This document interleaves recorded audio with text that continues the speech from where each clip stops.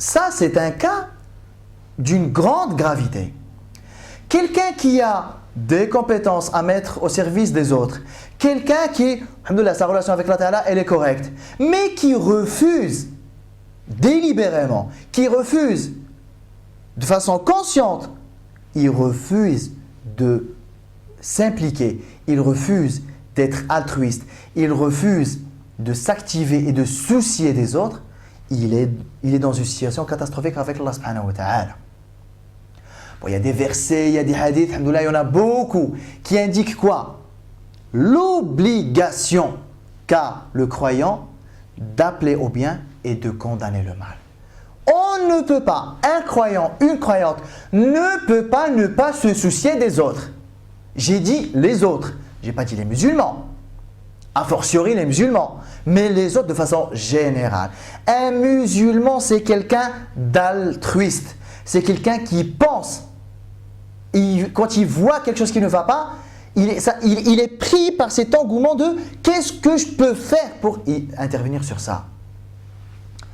Quelqu'un qui, on le voit, des fois vous avez des frères, vous avez des sœurs, ils ont des compétences, d'excellentes compétences. Vous allez les voir, vous allez leur dire, subhanallah, masha'Allah, vous avez telle compétence, on a besoin de gens comme vous, la Ummah, elle a besoin de gens comme vous, on a besoin de compétences comme les vôtres. Regardez l'Ummah, qu'est-ce qu'ils vous disent? Non, franchement, ils ont des raisons, hein. Mais franchement, il n'y a rien qui justifie ça. Mais leur raison, généralement, c'est quoi? C'est soit je vois pas l'intérêt, j'ai pas le temps, je galère déjà avec moi-même, manquerait plus que je m'investisse pour les autres, ou alors j'ai déjà tenté l'expérience, je me suis déjà activé dans une mosquée, dans une association, ça s'est très mal passé, je me suis pris la tête avec les frères, je me suis pris la tête avec les sœurs, je suis déçu, etc. Donc je suis désolé, ça a été un échec monumental, je ne suis pas prêt de renouveler cette expérience-là. Ça ne justifie pas l'égoïsme et ça ne justifie pas le renfermement sur soi. C'est très grave. Regardez Allah subhanahu wa ta'ala, qu'est-ce qu'il nous dit? Lu'ina alladhina kafaru. Ont été maudits ceux qui ont mécru. Chez les gens du livre, ala lisani Daouda wa Isa ibn Maryam. Sur la langue, en gros par le témoignage de Sidna Daoud et le témoignage de Sidna Isa alayhi salam. Et Allah Ta'ala, ok, qu'est-ce qu'il nous dit? Ils ont été maudits et Allah Ta'ala nous dira juste dans le verset suivant la raison pour laquelle ils ont été maudits. Kanu, ces gens-là, kanu la yatanahawna an munkarin fa'aluh. Kanu la yatanahawna an munkarin fa'aluh. Lorsque les uns et les autres parmi eux commettaient des péchés et commettaient des actes répréhensibles, les uns et les autres ne rappelaient pas les uns et les autres à l'ordre. Même Nabi Sallallahu alayhi wa sallam le dit dans un hadith. Ne soyez pas comme les gens du livre. L'un d'entre eux, qu'est-ce qu'il faisait? Lorsqu'il voyait un acte condamnable, il le condamnait une fois.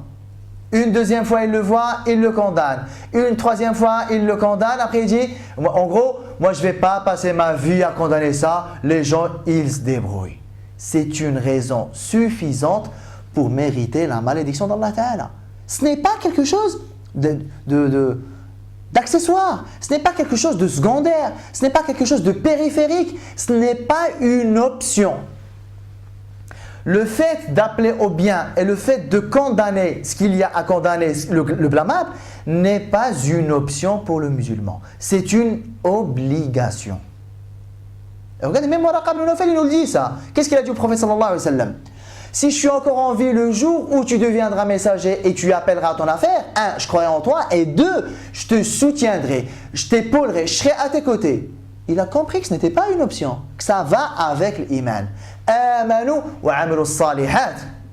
Inna Allah ashtara min al-mu'minina amwalahum wa anfusahum bi anna lahum al-jannah. Allah Ta'ala a acheté de chez les croyants leurs biens et leur propre personne en échange du paradis. C'est une transaction que nous avons tous faite avec Allah subhanahu wa ta'ala. Soit on l'honore, soit on ne l'honore pas. Mais en tout cas, on voit ici que nous avons 3 choses essentielles pour le croyant et pour la croyante. la nécessité de se soucier des autres, la nécessité de s'activer pour les autres, la nécessité d'appeler les gens, de condamner ce qui ne va pas, de condamner l'injustice et de promouvoir le bien. C'est une nécessité dont on va rendre des comptes yawm al-qiyamah. Sauf que c'est une nécessité qui ne se fait pas comme ça, sur un coup de tête. Ce n'est pas une nécessité qui se fait sans précaution. Il y a deux familles de précautions, comme on l'a vu tout à l'heure.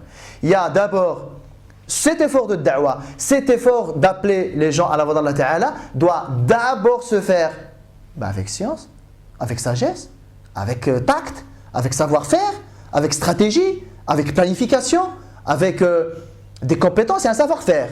Nous n'allons pas faire da'wah de n'importe quelle manière. Mais ce n'est pas suffisant non plus.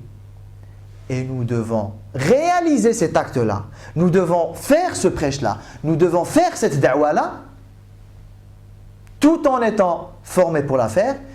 Mais il y a le facteur spirituel qui est là. Pour nous préserver de quoi? Pour nous préserver des vices de l'âme, les vices de l'ego. Sur quoi Shaitan il va agir? L'orgueil, l'autosatisfaction, la satisfaction de soi, moi. Et malheureusement, le pire dans tout ça, c'est l'orgueil. Mais ça nous fortifie et ça nous équipe et ça nous dote d'une meilleure résistance aux épreuves, parce que des épreuves, il y en a. On a fait le tour de ça parce que c'est quelque chose, d'abord, c'est avec ça que le Nabi sallallahu alayhi wa sallam a démarré, a commencé. J'appelle via la science et via une spiritualité. Deuxièmement, on a parlé de ça parce que ce sont des choses fondamentales chez le frère, chez la sœur, tout au long de notre vie. Toute action que nous allons mener, nous devons la mener avec comme niya, avec comme espoir d'utiliser cette action-là pour appeler et attirer les gens vers la religion d'Allah Ta'ala, tout en la faisant avec intelligence, avec savoir, avec connaissance, et tout en recherchant la face d'Allah Ta'ala à travers ça, et non pas la satisfaction de soi. Alors, on finit, alhamdoulilah, ce premier point. On va s'arrêter là sur un deuxième grand point de ce début de mission prophétique, qui est quelque chose de symboliquement exceptionnellement fort. On sait tous que le Coran, il y a une partie mécoise, il y a une partie médinoise. Et on sait, alhamdoulilah, que la majorité écrasante des prescriptions divines, le fiqh, ça a été révélé lors de la période médinoise. Alors, des exemples comme ça en vrac. Vous savez que Zakat, elle a été légiférée à Médine. Ramadan à Médine. Le Hajj à Médine. Le Hijab à Médine. L'usure, riba à Médine. L'alcool à Médine. Le djihad, le combat à Médine. Etc. Et on sait plus ou moins que la période mécoise, elle était axée sur les fondements de la religion. L'aqaïd, le dogme, la croyance, la foi.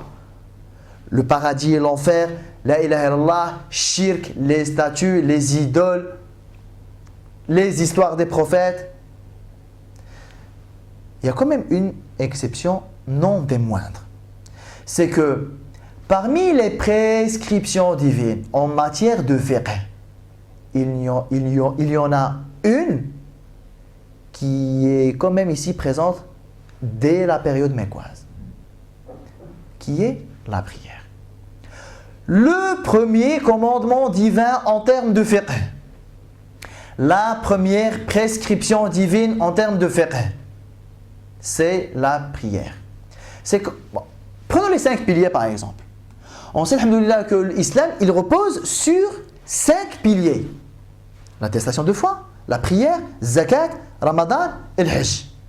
La religion, elle repose sur les 5 là. Non mais concrètement, il y a quelque chose d'intéressant à relever ici. C'est que sur les 5 piliers, il y en a quand même 3 qui ne sont venus que 13 ans, 14 ans, 15 ans, 16 ans plus tard. Le Hajj, il est venu encore plus tard. Ça veut dire que si on prend juste la période mécoise, l'islam, il a reposé sur quoi comme pilier? Vu que les trois autres, ils sont venus à Médine. Rien que dans la période mécoise, on peut le dire haut et fort, que l'islam, avant de reposer sur les 5 piliers, il a d'abord reposé sur les 2 premiers, qui sont l'attestation de la foi et la prière. C'est comme si Allah subhanahu wa ta'ala, vous savez quoi? C'est comme si Allah subhanahu wa ta'ala voulait nous dire, il y a 1001 prescriptions, il y a 1001 faites, il y a 1001 ne faites pas, il y a 1001 obligations, il y a 1001 interdictions qui peuvent attendre. Ce n'est pas le moment. Vous n'êtes pas prédisposé. Si je vous dis arrêtez de boire, vous n'allez pas arrêter. Si je vous dis mettez le hijab, vous n'allez pas le mettre. Si je vous dis jetez le riba à la poubelle, vous n'allez pas le faire. Si je vous dis prenez les armes et défendez-vous, vous n'allez pas le faire. Si je vous dis, vous n'allez pas le faire. Vous n'êtes pas encore prêt. Mais s'il y a bien une chose qui ne peut pas attendre, c'est la prière. Il n'y a pas prêt, pas prêt. La prière, c'est ce qui a été prescrit en premier. Et vous savez quoi? Dès le premier jour. À la limite, on aurait pu peut-être comprendre que dans un premier temps, que le Nabi sallallahu alayhi wa sallam subisse une espèce de formation un peu théorique. Écoute, maintenant tu es messager, Tawhid c'est ça, la ilaha illallah c'est ça, les idoles c'est ça, ce que tu vas être amené à faire c'est ça, ce que tu devras dire c'est ça. Et quand il finit un peu sa formation théorique, bon ok, maintenant on passe à la prière. On aurait pu imaginer ça, mais ça ne s'est pas passé de cette manière.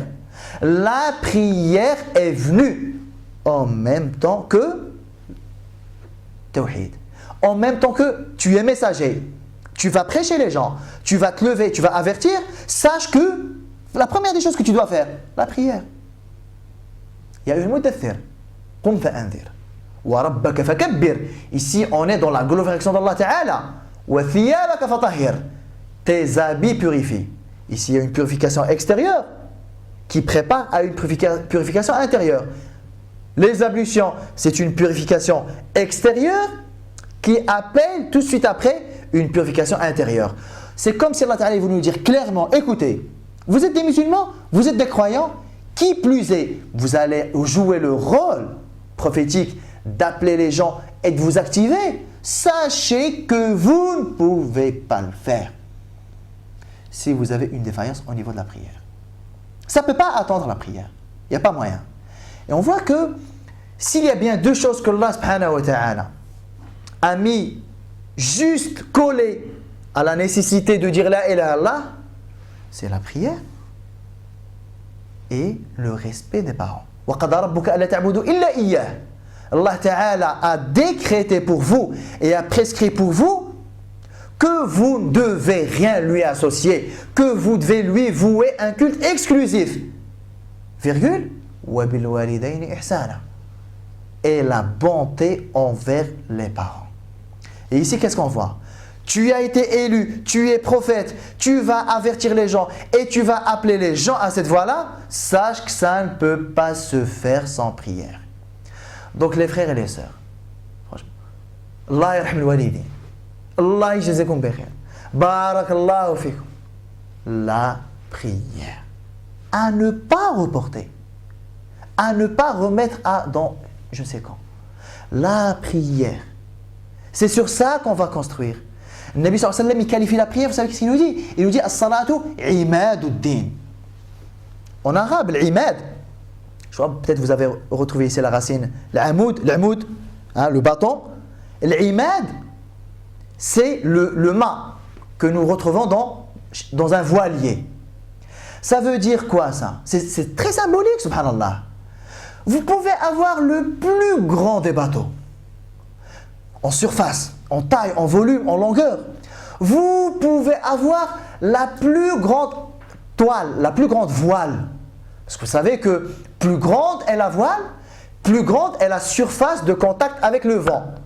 Et par conséquent, plus grande est la force générée. Et plus grande sera la vitesse de déplacement de votre voilier. Vous pouvez avoir tout ça. Mais si vous n'avez pas le mât sur lequel vous allez accrocher votre toile, votre voile, aucun déplacement n'est envisagé. Vous voyez un peu le lien avec la prière? Vous pouvez faire des choses. Vous pouvez mettre en place des choses. Vous pouvez avoir de grandes ambitions avec Allah subhanahu wa ta'ala. Tout ça nécessite le mât. Sinon, vous allez stagner dans votre chemin avec Allah subhanahu wa ta'ala, dans votre avancement avec Allah jalla wa ala. Tout ce que vous faites, c'est bien, il faut le faire. Parce qu'il y a beaucoup de frères, il y a beaucoup de sœurs qui font des choses extraordinaires, subhanallah. Des choses vraiment magnifiques pour l'umma.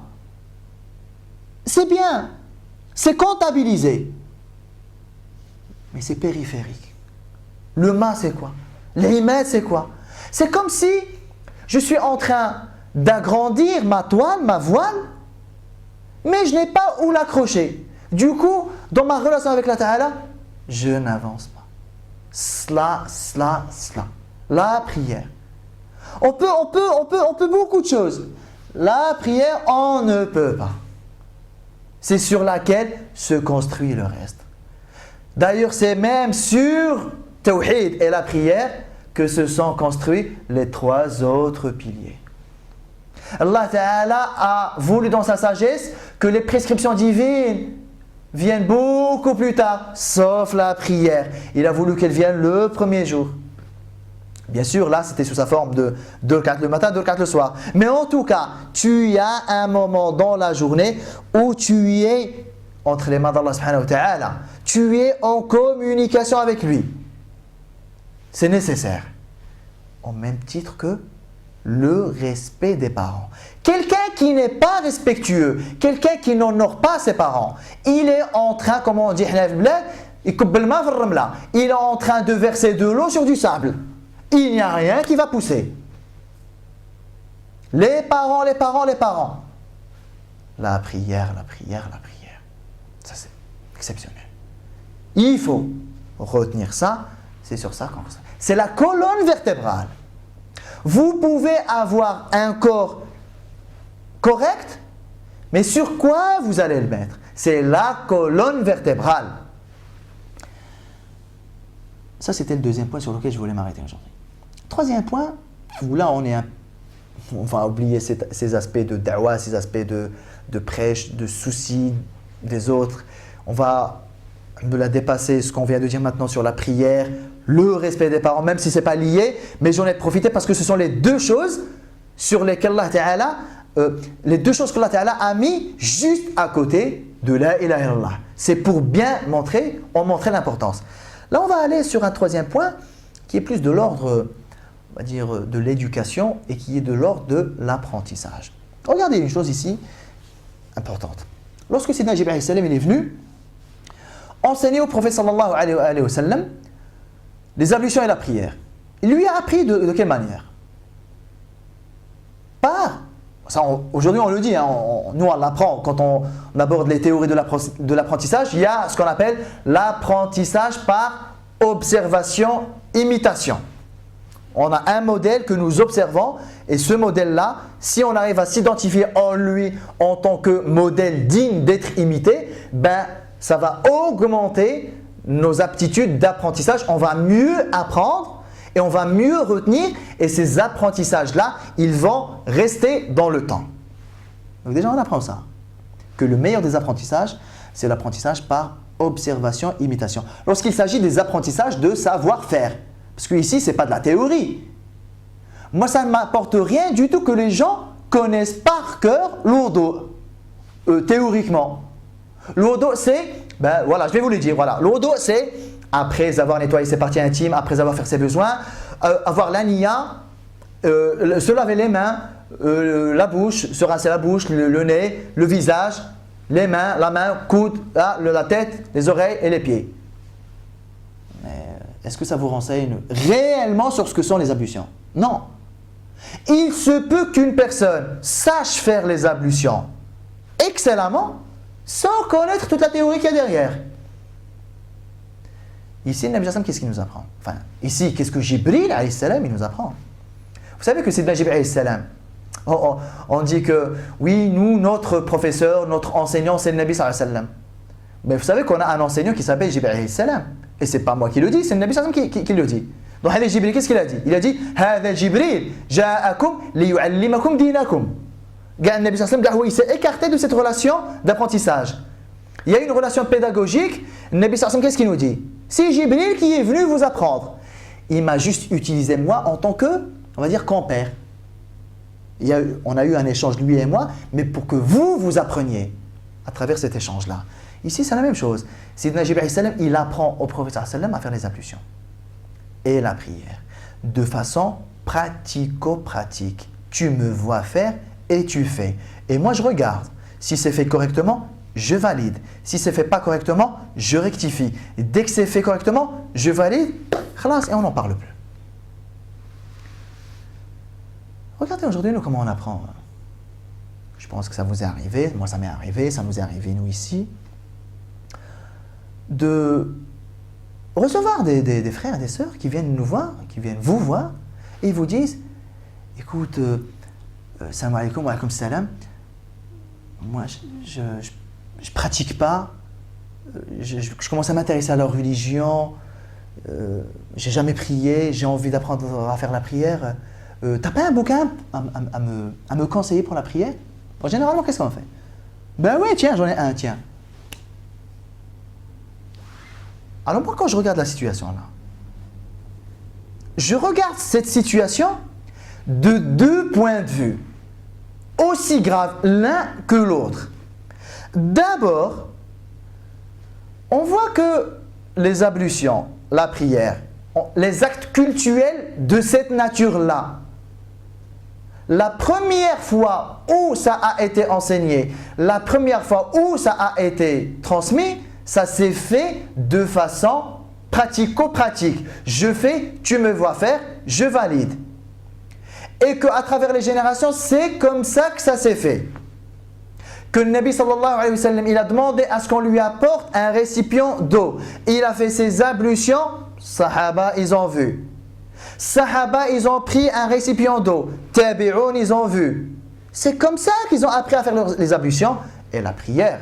D'ailleurs, Sahaba, on entend souvent ça dans les récits. Ils décrivent la prière du prophète sallallahu alayhi wa sallam, qu'est-ce qu'ils disent? C'est ainsi. Eux-mêmes, ils prient et ils disent c'est ainsi que le prophète sallallahu alayhi wa sallam a prié. Donc on voit que la transmission s'est faite d'homme à homme, majuscule, hein? D'humain à humain, jusqu'à ce que nous, on arrive à notre génération malheureusement, où voilà, l'apprentissage des choses fondamentales qui sont le wudu et la prière. Hein? Qu'est-ce qu'on a dit? On ne construit rien sans ça. Au lieu que ça se fasse de cette manière-là, aujourd'hui, tiens, il y a un livre. Donc déjà, la première remarque que j'ai à faire, c'est quoi? C'est que du point de vue de l'apprentissage, on n'est pas performant là. Nous ne sommes pas performants. Parce que c'est comme si on disait à la personne, tiens, je t'abandonne à toi-même et je te donne un livre avec toutes les éventuelles interprétations que toi tu puisses avoir de ce que tu lis. Hein. Toi tu vas lire dans le livre des ablutions, laver son bras droit jusqu'au coude 3 fois. Je suis désolé, il y a une marge d'interprétation là. Se laver les mains 3 fois. Qu'est-ce que tu appelles main? Elle s'arrête où une main? Essuyez-vous la tête 1 fois. Qu'est-ce que tu appelles essuyer? Lavez-vous les pieds 3 fois. Qu'est-ce que tu appelles laver? C'est d'accord ou pas? C'est sujet à interprétation. Surtout que les livres là de ablution, on les a vus, on les a lus. Hein. C'est très générique, c'est très général, c'est pas très précis du point de vue fiqh.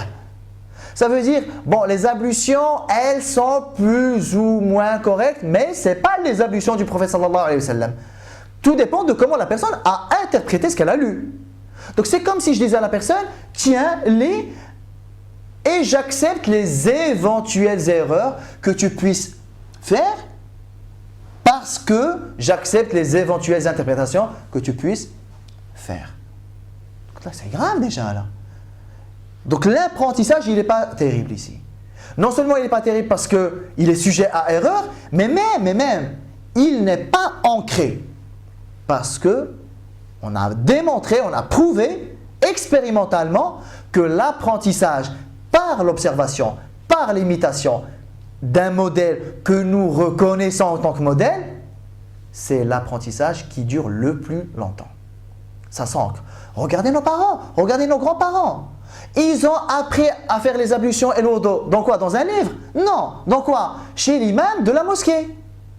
Regardez ce par là, 70 ans plus tard. Tu ne peux pas le déstabiliser dans ses ablutions. Tu ne peux pas. Parce qu'ils les ont appris de la bonne manière et ça s'est ancré.